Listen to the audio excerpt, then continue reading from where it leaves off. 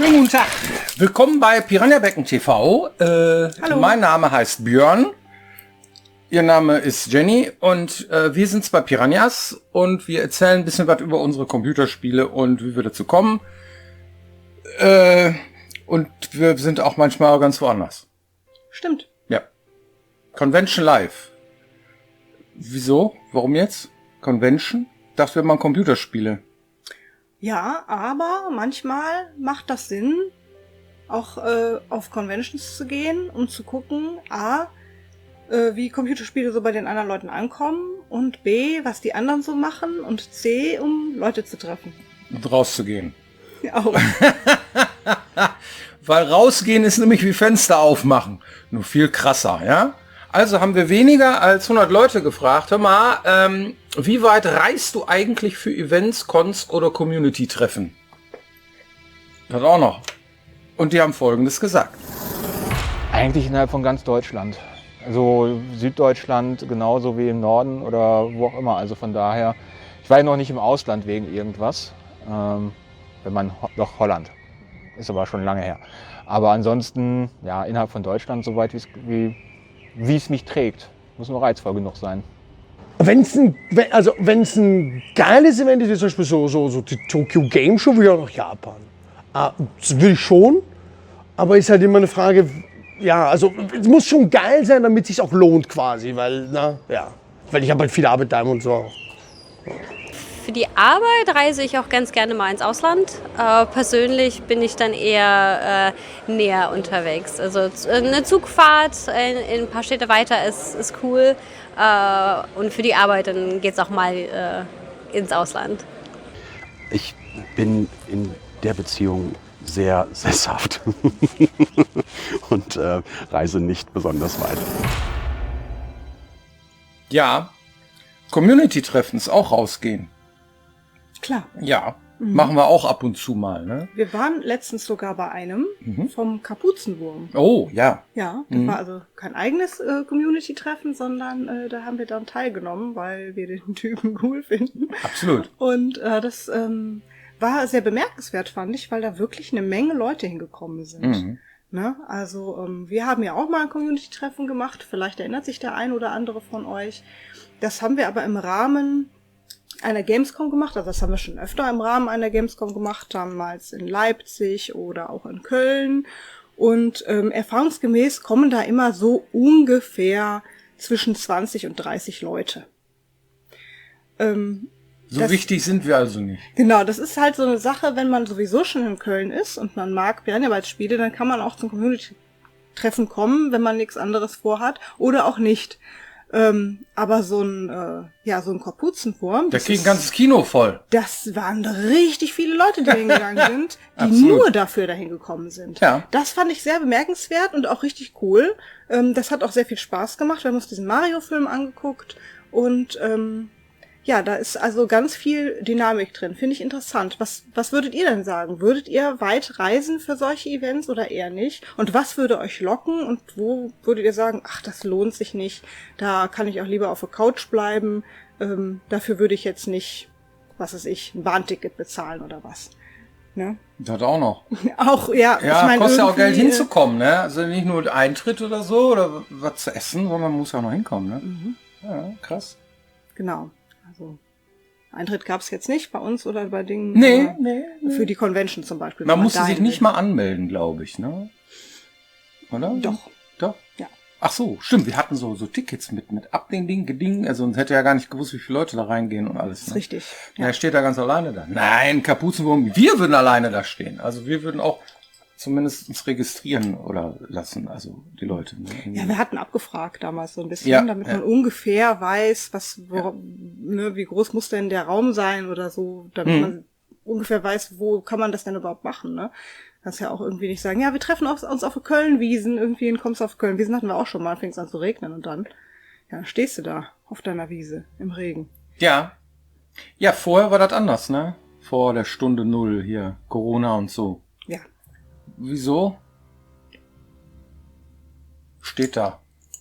Ja, Hat sie aufgeschrieben. Hab ich War aufgeschrieben. damals anders, oder was steht da? Nee, hat sich in den letzten Jahren was geändert? Fragezeichen.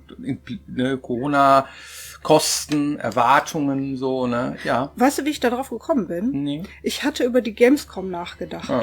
Und ich habe viele Leute, also wirklich viele Leute mittlerweile. Ihr wisst ja, ich mag die Gamescom und bin da auch unwahrscheinlich gerne. Und Wir werden auch dieses Jahr da sein. wir werden auch dieses Jahr da sein, ne? Da kommen wir auch gleich noch zu. Ach so. Und dann hatte ich unwahrscheinlich viele Leute, die mir so über den Weg gelaufen sind, gefragt, was hältst du denn von der Gamescom? Und das Feedback, was mir da entgegengeschlagen war fast ausschließlich vor Corona-Feedback.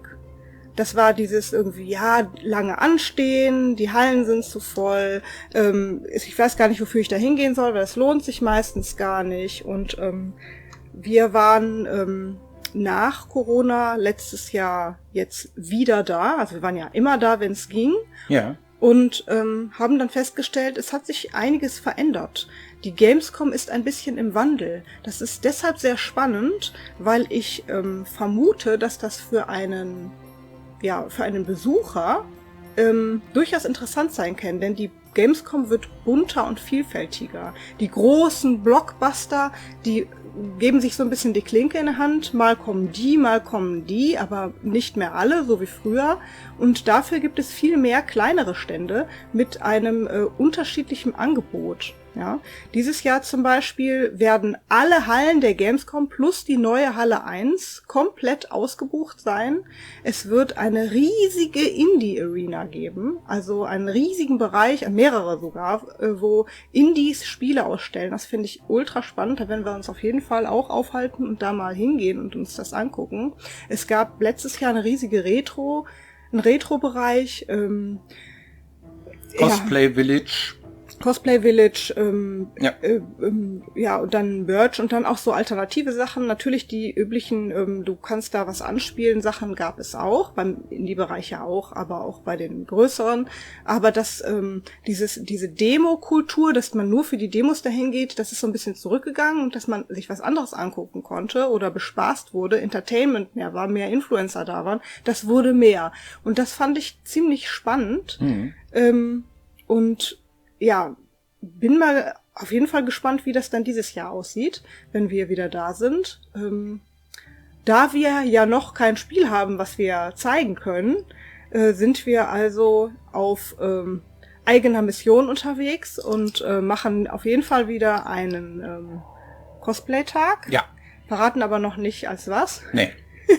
Also wenn ihr uns erkennt. Es wird fürchterlich. Es wird lustig. Und die anderen Tage werden wir halt rumlaufen, Interviews machen und uns so die ganzen Sachen einmal anschauen. Ja. Solltet ihr uns begegnen, dürft ihr uns gerne ansprechen. Wir sind da unproblematisch. Und ich bin mal gespannt. Leider hat THQ Nordic dieses Jahr keinen Stand, keinen eigenen, ne? Aber das macht nichts, wir werden trotzdem rumlaufen und uns dann bei den ganzen Kolleginnen und Kollegen aufhalten, die dort sind. Und bin mal gespannt, wie viele von euch dann dort aufschlagen. Ja. Ja, also die Stimmung letztes Mal auf der Gamescom war wirklich sehr schön. Ja. Ne? Das war wie Klassentreffen und sehr hochemotional. Ja. Hatten wir auch schon öfter gesagt irgendwie. Und das ist wirklich so. Ne? Da freuen wir uns auch drauf, dass wir dann da hinkommen und so. Und wir haben uns auch, wenn wir jetzt kein Spiel promoten, immer wenig vorgenommen, ja, weil wenn man da ist, ist automatisch immer irgendwie der Tag voll. Ja. Das ist einfach so, ne? Das heißt, dann kommst du da hin, dann hat die einer was für dich, da was und so. Und wenn man sich dafür beschäftigt und auch mal öfter da ist, ne, und dann so die Leute kennt, dann ist das wirklich toll so, ne?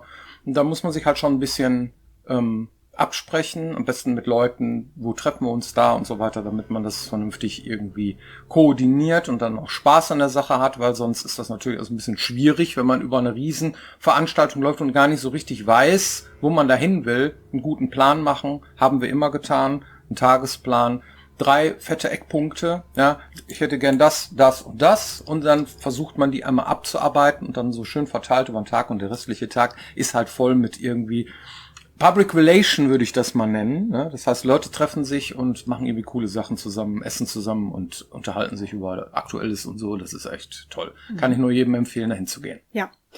Es war auch letztes Jahr sehr viel leerer. Also die haben für breitere Gänge gesorgt, dafür, dass man sich nicht mehr irgendwie die Beine in den Bauch steht. Und da wir ja hier noch eine relativ kleine Community sind, kann man euch ja den Tipp geben, wenn es euch doch zu voll ist, dann lauft nicht durch den Mittelgang, sondern rechts und links durch die Hallen. Das funktioniert immer ziemlich geschmeidig und so Insider-Tipp. Ja. Aber wie gesagt, ich fand das auch letztes Jahr recht angenehm. Falls es dem einen oder anderen trotzdem zu groß ist, trotzdem zu voll ist und ihr sagt, ich weiß nicht, was ich da soll, gibt's noch eine andere sehr schöne Veranstaltung, auf der wir dieses Jahr sein werden. Und dort werden wir auch einen Vortrag halten und ein bisschen bespaßen. Das sind die Gaming Days. Die Gaming Days finden im Zack, mein Gott, ich bin schon wieder ein Wort weiter, die finden im Zack statt. ZAKK wird das geschrieben, befindet sich in Düsseldorf und das findet statt vom 16. bis zum 17. September diesen Jahres. Am 16., das ist ein Samstag, ist sehr viel Programm, viele Leute sind eingeladen, es gibt auch schon eine Website, das Programm selber ist gerade am Entstehen, da stehen aber schon ganz viele Leute im Kleingedruckten, wo ihr lesen könnt, wer da schon so erscheint. Zum Beispiel kommen Kapuzenwurm oder Onkel Jo oder verschiedene Leute aus dem Entwicklerbereich und da könnt ihr gerne auch vorbeikommen. Das ist sehr klein, das ist sehr schön, es ist ein Kulturzentrum mit einem kleinen Biergarten davor und das ist immer sehr urig, da kommt man schnell mit Leuten auch mal ins Gespräch, wo man vielleicht auf großen Veranstaltungen mehr Schwierigkeiten hat und das ist auch sehr zugänglich, also lasst euch das empfehlen, wenn ihr Bock habt oder so was ganz Kleines, wo ihr trotzdem ein bisschen Gamescom-Feeling abbekommt, dann seid ihr herzlich eingeladen, euch das mal anzuschauen. Ja, cool. Hast du eine Community-Frage? Bestimmt. Die habe ich hier unten verbuddelt unter den ganzen tollen Zetteln. Ach so, vielleicht was Aktuelles. Das fand ich ganz cool. Wo ist die Frage? Und zwar hier hat jemand geschrieben, das sind so mehrere Leute, haben was Ähnliches gefragt. Ich lese mal vor. Glückwunsch zu eurem Einspieler bei der Apple WWDC diese Woche. Das ist jetzt natürlich schon länger her.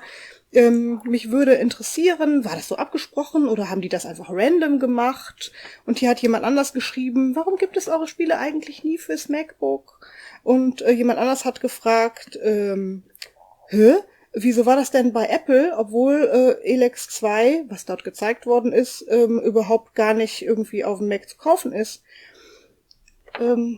Ich dachte, das sammle ich mal alles in einer Frage.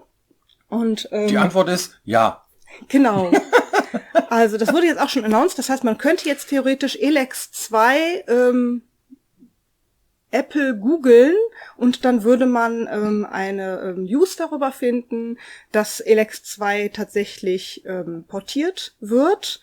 THQ Nordic hat das vor einiger Zeit in Auftrag gegeben und das läuft wohl ziemlich geschmeidig, deswegen hat Apple es mit hinzugenommen. Das ist für uns ziemlich cool und soll im Laufe diesen Sommers irgendwann released werden. Genaues Datum weiß ich nicht. Ja, gut. Dann vielen Dank für eure Aufmerksamkeit und wir sehen uns hoffentlich nächste Woche wieder hier, wenn es heißt Piranhabecken TV.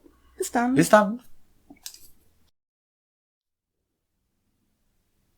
Ich weiß auch noch nicht, wann das rauskommt. Keine Ahnung. Ich habe gegoogelt. Das ist nicht unsere Baustelle, ne? Also wann das alles irgendwie und so. Wir machen nur die Spiele. So. Ja, werden wir sehen im Sommer. Ja.